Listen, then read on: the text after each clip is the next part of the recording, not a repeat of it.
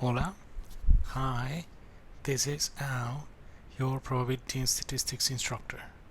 Let's get to work.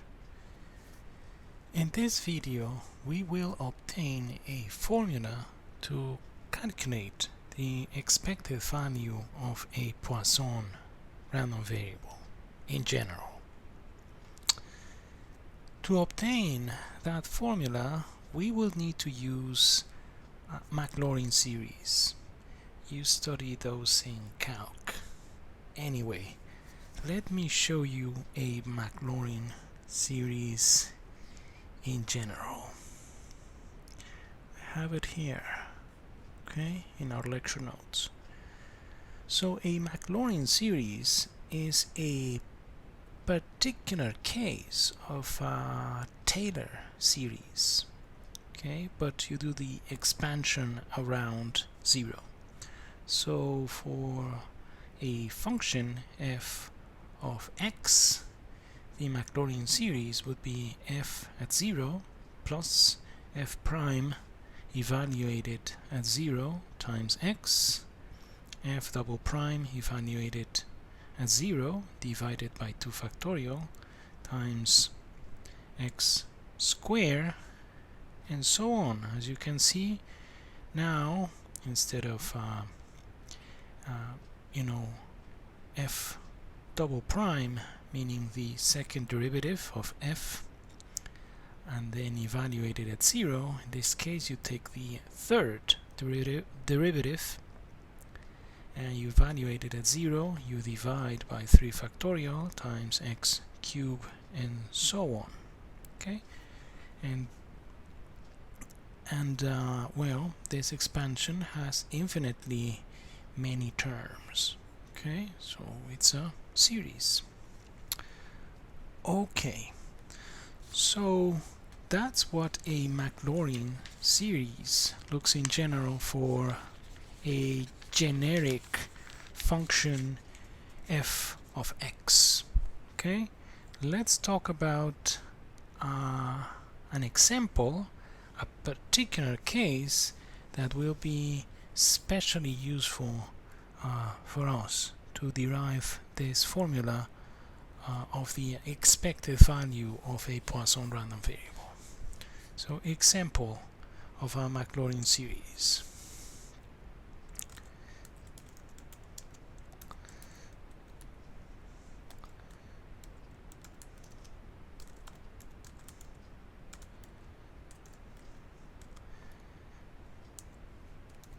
So say that instead of a generic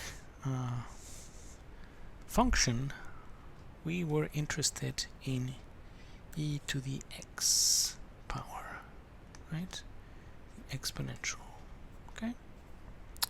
Okay, so if that is our guy, right, if we are interested in the Maclaurin series for e to the x, right, let's remember what the expression looks like, right? We said f at x will be equal to f at 0, right? That's the first term.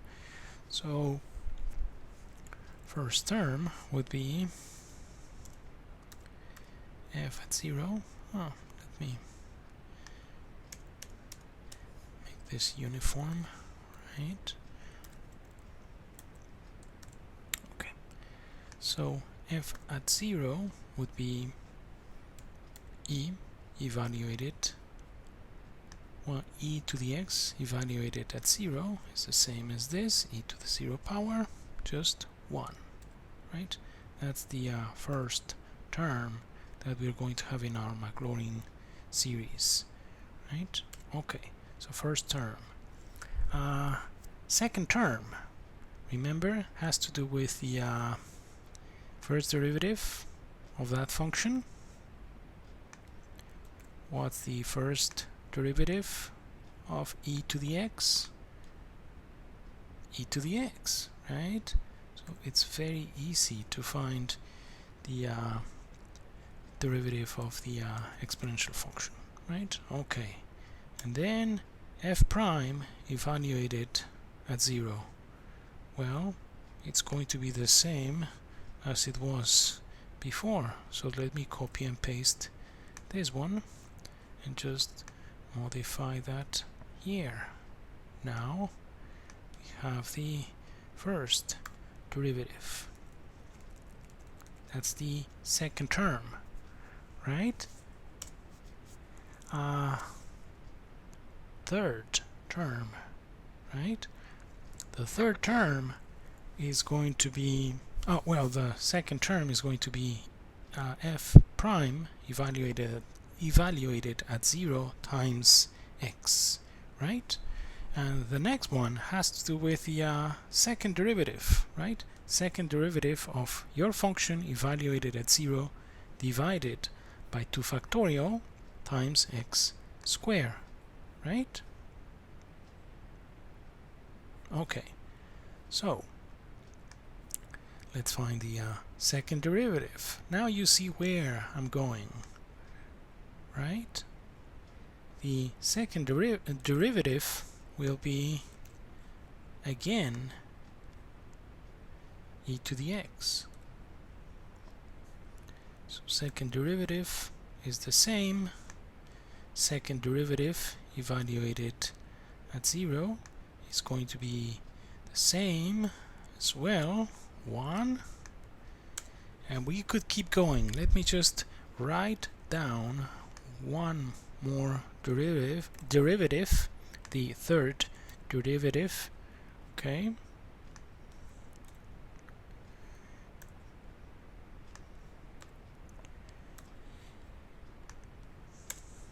Got it?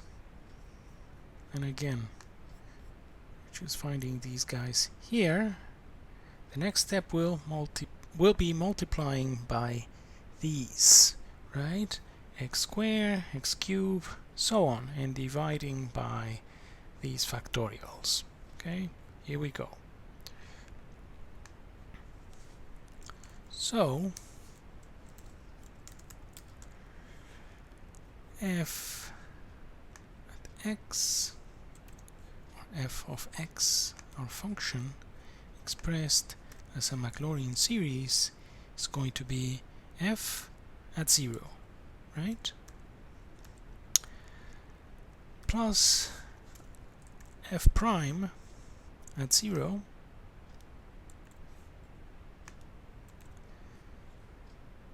times x plus f double prime at 0 divided by 2 factorial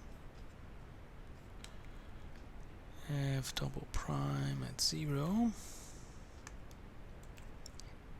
evaluated by, divided by 2 factorial times x squared.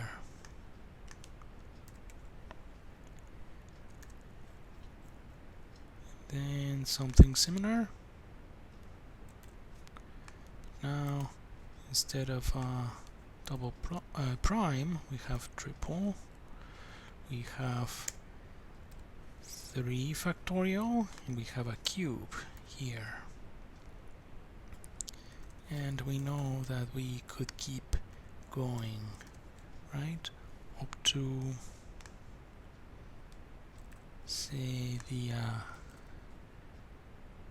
kth derivative. In that case, we have to divide by k factorial, and this would be x to the k power, and we could keep going, right? We are going to have infinitely many terms if we want to have an equality here. Okay, so let me rewrite this using the derivatives that we computed. F at 0 we said is e to the power 0, that's just a 1, so that's going to be 1. This is going to be again f prime at 0, it's going to be 1, right? So times x, that's x, right?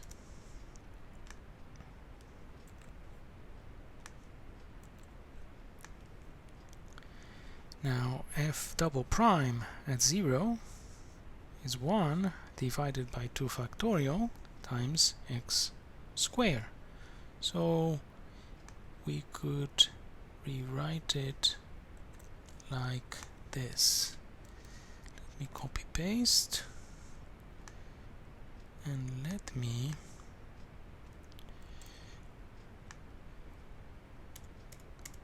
have, instead of f double prime evaluated at 0, just x squared there, right? Because this guy is just a1, right? Then the next one is going to be f triple prime at 0 is 1, right? Because f triple prime is going to be e to the x, and we're going to keep having e to the x, right? And when we evaluate at 0, well, we will end up with a 1. So let me copy paste this guy here, and then we're going to have x cubed divided by 3 factorial, and so on, right? Kth term will be x to the k power divided by k factorial. We could keep going. Now let me rewrite the first one. The first term, this guy here, that 1, could be re-expressed as follows. a1 is the same as x to the 0 power divided by 0 factorial, right? The second term, x, is the same as x to the power 1 divided by 1 factorial. And then the others, I'm just going to leave them as they are, right?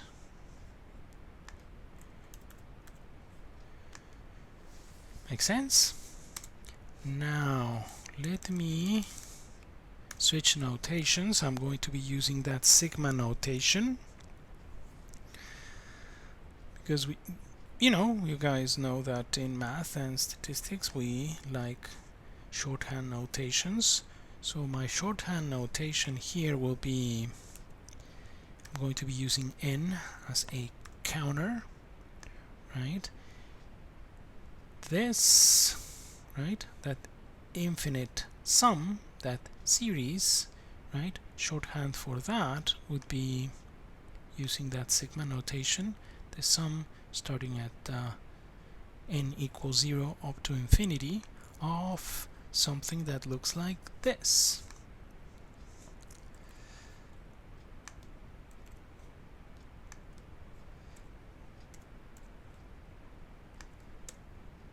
Make sense? It's the same, it's just notation. Okay, so what we're saying here, what we're doing here with Maclaurin series is we are expressing e to the x as a sum of polynomials. Make sense? A graphical representation of that would be this. See? The black line represents e to the x. The red line represents, well, I should say the black curve represents e to the x. The red line represents just the Maclaurin series with one term, which makes sense, right? What you have there is just a line, right? If you have the Maclaurin series degree 1, you would have only the first two terms, right? So it would be f at 0 plus f prime at 0 times x, and that's going to be 1 plus x. So that's what you have here, that line. And then if you have a Maclaurin series of order 5, right, you can see that the approximation is getting better.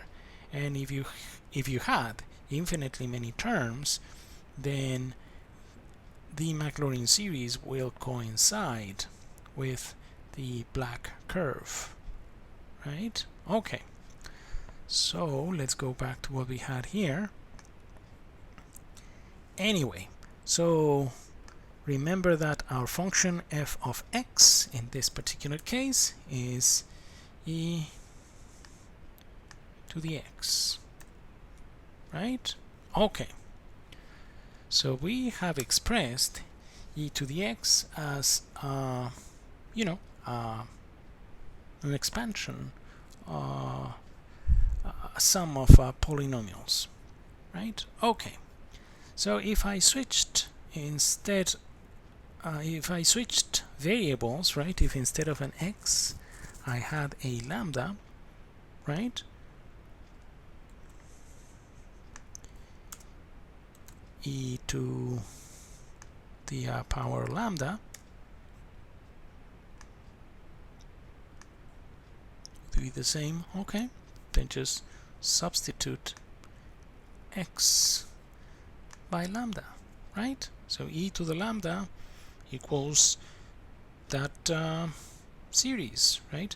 Just the infinite sum, n goes from 0 to infinity of lambda to the n power divided by n factorial, right? Okay, bear that one in mind. So first application of what we just did here. That result will allow us to show that a Poisson distribution is a legit probability distribution. Okay, we know that a probability distribution must satisfy two conditions, right? Each of the probabilities given in a probability distribution should be numbers between 0 and 1, right? And the other one is if you add them all up, right, then the sum should equal 1, sorry, right? If you add them all up, right, all the possible values of the probability of the probabilities for the random variable, then you end up with a 1, right? Okay, so let's show that in the case of a Poisson distribution you have that. Let's show that in the case of a Poisson random variable,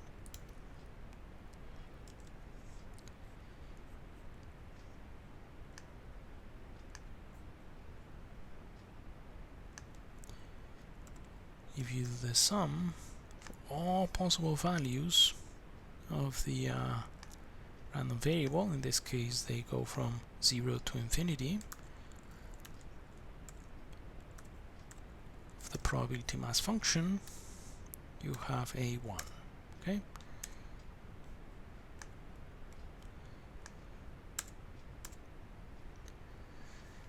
so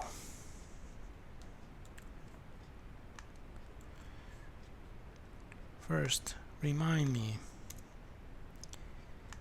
the probability mass function, right, of a Poisson random variable looks like this. Remember the formula? That's the first step. It's going to be lambda to the y power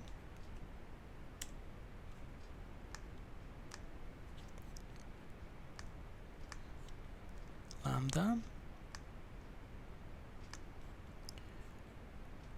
y power divided by y factorial times e to the negative lambda. Remember that? Remember that we derived the Poisson distribution as a limiting form of the binomial distribution, right? And we ended up with this expression here, and y could assume those values from 0 to infinity, right? Okay, so now note that e to the negative lambda, I mean, that doesn't have to do, that doesn't involve y, so we could just pull it out. So we pull it out.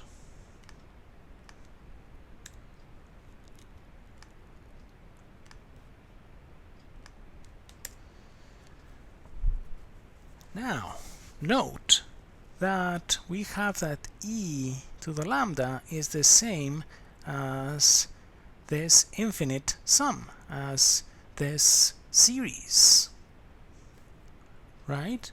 And goes from 0 to infinity, lambda to the power n divided by n factorial. Here, instead of an n, we have a y, right? But it's the same. So what we have here is that this is e to the lambda.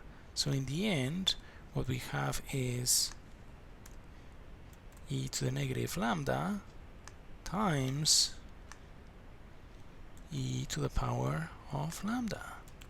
And that happens to be just 1. And we're done. So using Maclaurin series, we were able to verify that the expression we ended up with when we derived the Poisson distribution as a limiting form of the binomial distribution, yeah, it satisfies the well, one of the important conditions for, you know, probability distributions. Make sense? Okay, so now let's find the expected value of y, a Poisson distribution. Okay, so I think I'm going to need more room, so let me open another one of these. Okay, so let's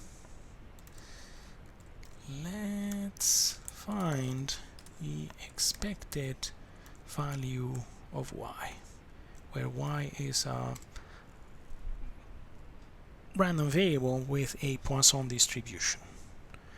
So as you can imagine, we're going to start with the definition.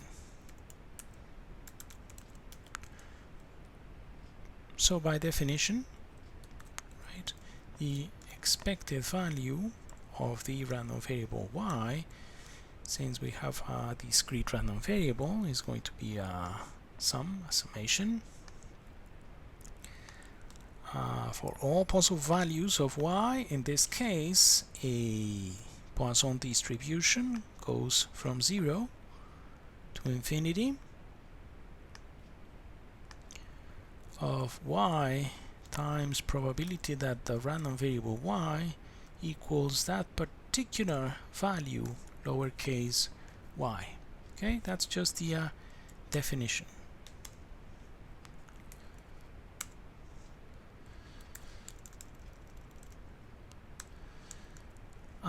Now let's just expand, meaning let's be more specific about the probability mass function that we're going to be dealing with. So in this case, again, the probability mass function of a Poisson distribution is given by lambda to the y power divided by y factorial times e to the e negative lambda. Make sense? Okay. So, a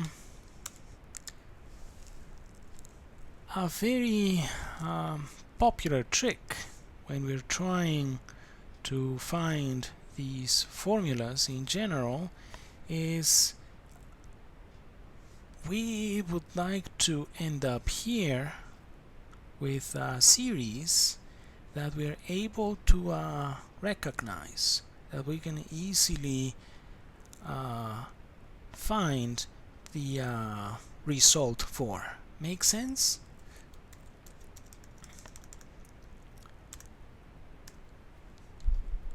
So note that, well, if we didn't have that y here, if we just had something that looked like this, well, maybe we could argue that this is the you know, the expression for a probability mass function, and you're doing the sum over all possible values, and then that would be 1, for instance. That kind of argument, that's where we would like to go, right? Or have something like that. Okay, so first note that when y equals 0, you have 0 times this, so it's going to be 0.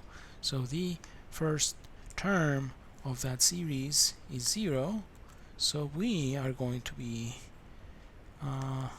starting actually at 1. Okay, and again, the idea would be somehow simplify this in a way that we end up with a series we recognize. Okay, now another simplification that we could do is remember, and we used that trick when we derived the Poisson distribution, is let's re-express y factorial as y times y minus 1 factorial. That is going to help us to simplify things a little bit. So we do that. Y times y minus 1 factorial, and then these two guys will cancel out. Make sense? Okay, another thing is since we're going to have y minus 1 factorial here, it would be nice having y minus 1 here somehow, because again, if we have something that looks like lambda to the something divided by the same something factorial e to the negative lambda, that's what the probability mass function of a Poisson distribution looks like. And if we were to sum from 0 to infinity, then we can argue that that series equals 1, right? Okay, so we're trying to have something like that. So note that lambda to the power of y is the same as lambda times lambda to the power of y minus 1. Make sense? Okay. So, as we said, these two guys will cancel out. We could factor out that lambda. Okay, so let's do that below.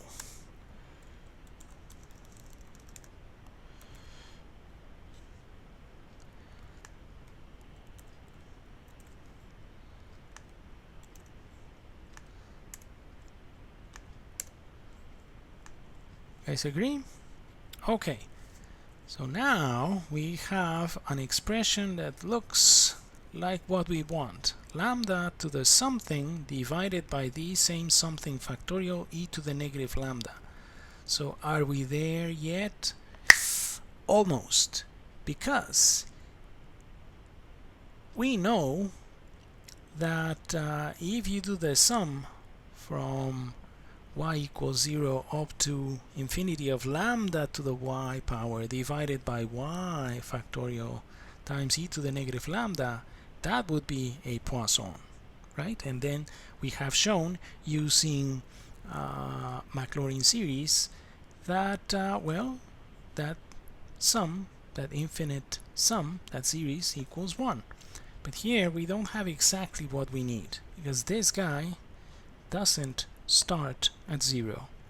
But note that we don't have exactly y here. What we have is y minus 1. Y minus 1. So let's change variables. So let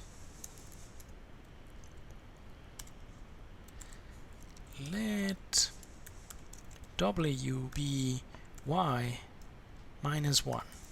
Okay, we're changing variables. So note that when y equals 1, that's where our counter starts. Well, then what we have,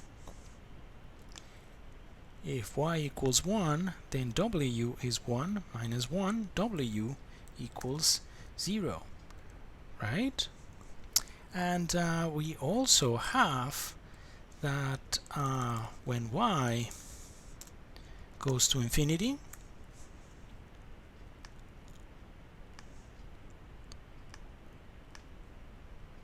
well then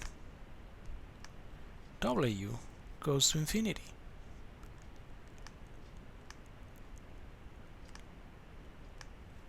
So that's not a problem. Okay, so now let's use that new variable to rewrite what we have here.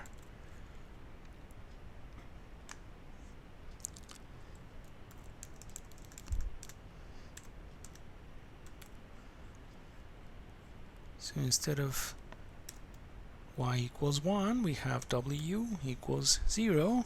We have infinity, that's not a problem, but wherever we see a y minus 1, we get to write w.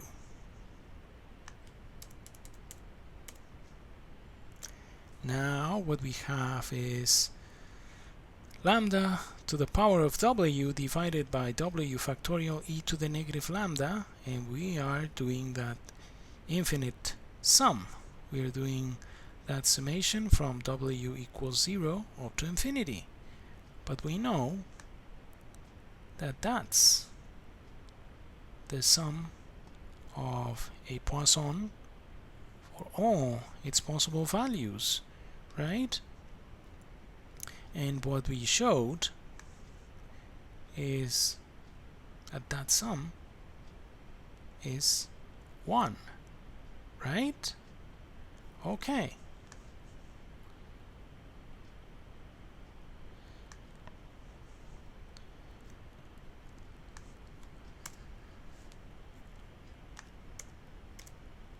So what we have here is lambda times 1.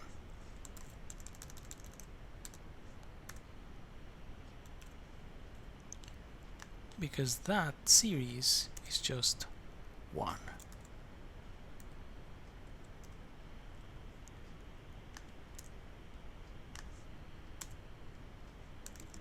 So in the end, what we have is that the expected value of y equals lambda. Okay, makes sense?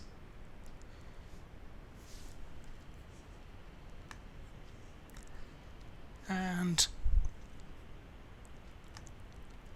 here, let me show you what you will find in our lecture notes and in our textbook, that if y is a random variable with a Poisson distribution with parameter lambda, right? A quick way of finding the expected value is just expected value of y equals lambda. And something that is remarkable for this distribution is that the variance, sigma square, also equals lambda. And you can try and show that, you know, later on your own if you want. Okay? Okay, So let's summarize what we did today, right? We just used the definition of expected value, the generic expression for the probability mass function of a Poisson distribution, and we showed that the expected value for that random variable, a Poisson, a random variable with a Poisson distribution equals lambda. Okay, and that's it. Well, please take care, keep working hard, and thanks for watching. See you next time. Bye.